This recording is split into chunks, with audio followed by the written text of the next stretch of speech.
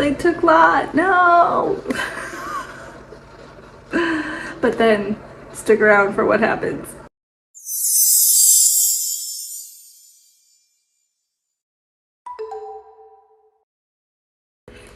Hi, in Genesis chapter 14, we are gonna dive into some of the nitty-gritty of like what happens with this war, and the next part into how Abram shows just how awesome he is. Okay, so if you're new to the channel, make sure you subscribe. I'm Audrey with Learning God's Guidance 5678. Glad you are here. We're reading the whole Bible from beginning to end. I've never done this before. Just became a believer really in 2022, so this is all new for me, and I'm glad you're with me in this journey. Feel free to comment below too and chime in and be kind, because I'm learning, right? So it's called Learning God's Guidance. Okay, so hopefully you're learning too. All right, so we're going to dive into Genesis chapter 14. I do have the app here, but I wrote most of it verbatim. This is the ESV version, by the way. I wrote most of it out because that's been helping me retain. So, okay, in the beginning of Genesis 14, though, he just like gives the overview of which kings are from where and which kings are fighting who, because they go into this war. And I wrote it out like 4 kings here, 5 kings here, so I could kind of see it better. That's just how my brain works. And they go to war in the Salt Sea. So on one side we have King Amraphel from Shinar, am I saying that right? King Arak from Elisar, King Chedorlaomer from Elam, King Tidal from Goim. Those 4 are against King Bera from Sodom, King Bersha from Gomorrah, King Shinab from Admah, King Shemeber from Zeboim, and King Bela from Zoar. That's what I've got there. Then it says something about 12 years they served King Chedorlaomer. I'm butchering these names, you guys, sorry. And then in the 13th year, they rebelled. Okay, so then after that, I'm going to read, because that part's, yeah. Let's see. So after, there were pits in the valley of Siddim, where they were having the war. As kings of Sodom and Gomorrah fled, they fell into them, and the rest fled to the hill country. So basically where they were having this war, there was a bunch of pits, and some of them fell into the pits and some of them ran to the countryside, right? The enemy took all possessions of Sodom and Gomorrah and their provisions and went their way. They also took Lot, Abram's nephew. So remember when the previous chapter, when Abram's like, hey Lot, if you take the right, I'll take the left. If you take the left, I'll take the right. Well, Lot decided to go over to whichever way it was. I think it was right. I already forgot. What was it? That's gonna bug me. Anyway, he went to Sodom, okay? He went that way, and that's where this war's, this area is happening. They took Lot, okay? They took him out of Sodom. The enemy took all possessions of Sodom and Gomorrah and the provisions and went their way. They also took Lot, Abram's nephew, who was dwelling in Sodom, right? And they took his possessions, and they went their way. Possessions. Then one who had escaped came and told Abram, who was living by the oaks of Mamre, brother of Eshcol and Aner, allies of Abram. So these guys were allies of Abram. Someone escaped, and they're like, oh my gosh, we gotta go tell Abram that they took his nephew, right? They took Lot. So he goes and tells them. When Abram heard about Lot, he led forth 318 of his trained men and went in pursuit as far as Dan.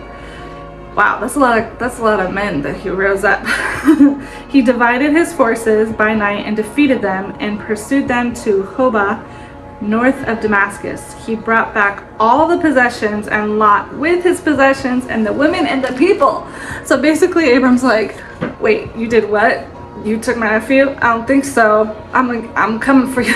So he goes with his crew of 318 soldiers, men, basically, and was like, we're getting all this stuff back, right? We're taking all, that was wrong, like we're taking all our stuff back. Don't kidnap my nephew. And he brought back all the possessions and Lot and the women and the people. Wow, go Abram.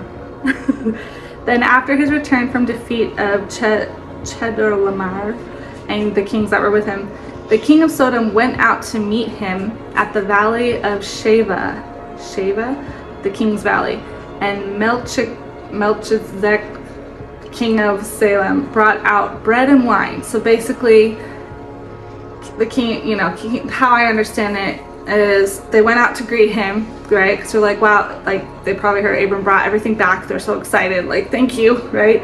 And then they're like, let's celebrate. So here's some bread, here's some wine.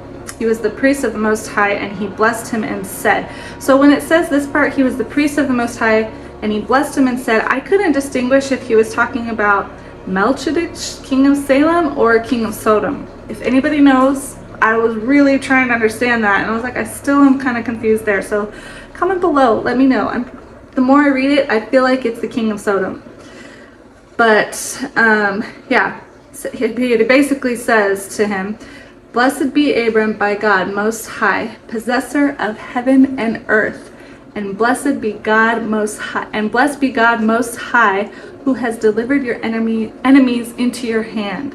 Why am I like jumbling all over my words? I'm going to read that again. Blessed be Abram by God Most High, possessor of heaven and earth, and blessed be God Most High, who has delivered your enemies into your hand. Delivered your enemies into your hand. So Abram gave him a tenth of everything. So basically, I feel like it's the king of Sodom, because that's where they took him from, right? Took Lot from. I feel like he's the one that was like, oh my gosh, like, thank you, Abram. Like, you are the, blessed. You are blessed by the Most High. God is the Most High. You've delivered all our enemies, and they just like, thank you, right? He's just giving thanks. So Abram gave him tenth of everything, right? So that there alone also shows that, like, when we're grateful and show gratitude and we're thankful, that people want to reciprocate by, giving a hug or giving a tenth of everything. Or, it's just an exchange that happens when you're in a place of gratitude, I feel like. Okay, and King of Sodom said to Abram, give me the persons, but but here now it's and King of Sodom said to Abram. So I'm like, is the first blessed be Abram by God, is that said by Melchizedek and then King of Salem, and then King of Sodom steps in and says this too, or is it the same person? I don't know, guys, I was confused. Someone help. Okay, now the King of Sodom says to Abram, give me the persons, but take the goods for yourself. So he's saying, give me all the people, but you can have the stuff. Like, that's my way of also thanking you, right? And Abram's probably like, that's not even what this is about. That's how I'm hearing this. He says, but Abram said to King of Sodom, I have lifted my hand to the Lord, God Most High, possessor of heaven and earth, that I would not take a thread or a sandal strap or anything that is yours, lest you shall say, I have made Abram rich.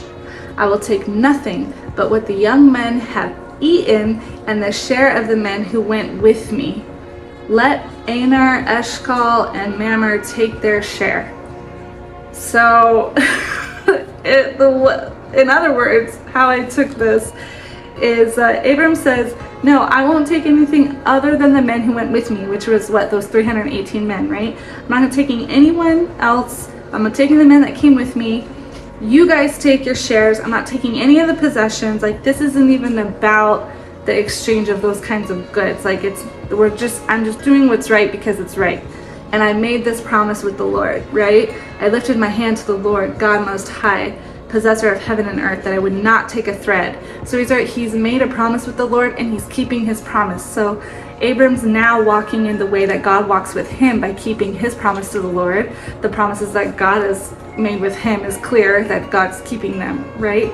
So now Abram's reciprocating, keeping his word with the Lord. And it's just like, I mean, imagine you have this opportunity in our flesh and our humanness to be like, okay, yeah, thanks, I'll take that. Or, wow, cool, I'm gonna have these possessions or whatever.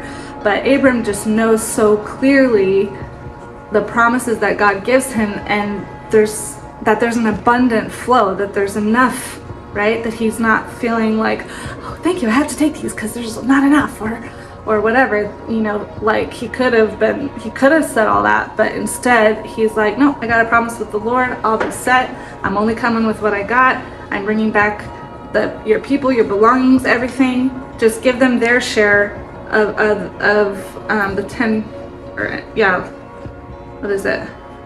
And the share of the men who went with me, let Aner, Eshcol, and Mamre take their share. So Abram just basically walks, I feel like, and that's it. It was really, he walks with such knowing that the Lord has got his back, and that he is, nope, I made a promise, and he's keeping his word, and he's showing that by example, and he's not caving into these temptations of what other people are gonna say he could have or give to him, right? That might look shiny and exciting, but he's like, nope, I made my promise, I'm keeping my promise, I've got more than enough, here you go, this is just the right thing to do. Like, just, that's what I took from it, just being a great example. This part when it said, I would not take a thread or a sandal strap or anything that is yours, lest you should say, I have made Abram rich. He's also not giving the king in the future an opportunity to say that he was the one that made him rich. More that he's giving the credit to the Lord. The Lord has made a promise with me, and I made a promise with the Lord that he'll be, you know, the Lord's been blessing him, making that promise. And Abram's saying, yep, I'm not going to take anything from this situation, Lord, I promise you. Right? So, I'm curious, I'm curious to see how the rest unfolds. That was just chapter 14, and that's all I'm going to do in this video. A little bit of a shorter one here, but yeah, I'm excited to move on to 15. Tell me below if you know the answer to clearing up who said what exactly.